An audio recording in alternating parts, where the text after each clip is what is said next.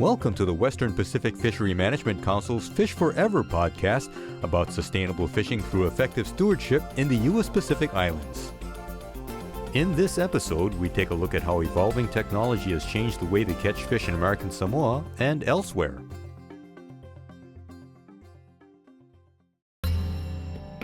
In American Samoa, natural materials that were readily at hand were inventively applied to catch enough fish to feed a village. When large schools of fish came into the bay, the community would quickly organize to make the most of it. When the Matai know that the coolies or the singers coming over in the reef, they call their manga and get ready to cut the prepare the lau. We call the lau.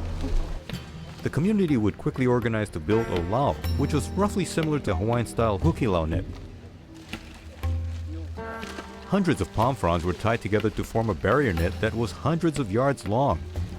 What we see here is just a small demonstration version of the traditional Samoan lau. When it was ready, the villagers would strategically drag it out into the water.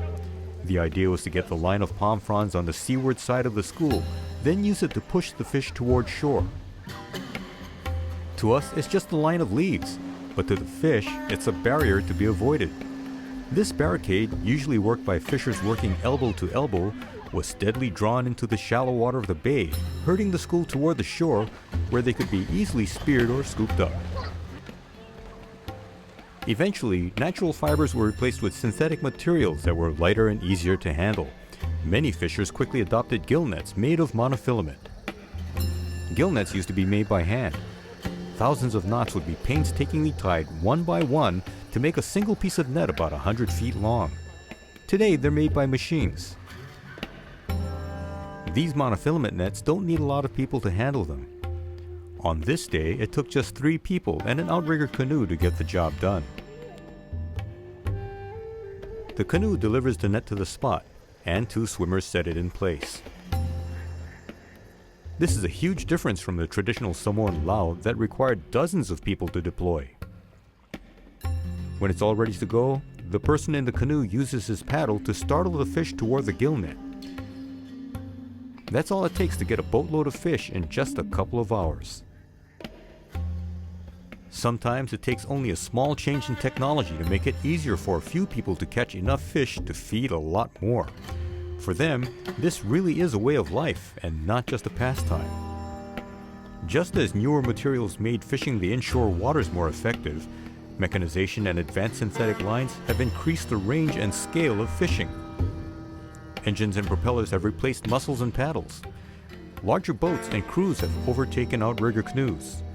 This is all in an effort to provide more fish at less cost for a larger population. Fishers in American Samoa have adapted techniques used by industrial longline fishers.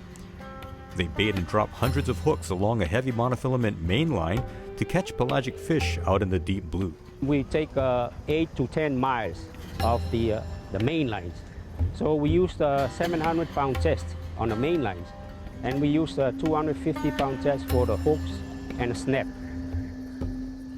It's not easy work to do. It's really difficult and risky sometimes, But I'm really clapping myself because, you can see American Samoa, especially this island, is only mountains, trees, lots of trees and rocks.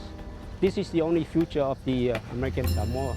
Older fishing methods are often part of the tradition and culture of indigenous communities, which recognize the need for sustainability. Keeping these traditions alive while balancing the need for food and money is often the challenge faced by Pacific Islanders. By necessity, they support and practice effective coral reef management and conservation so they can enjoy their local fish forever. Please join us again for another Fish Forever podcast, brought to you by the Western Pacific Fishery Management Council.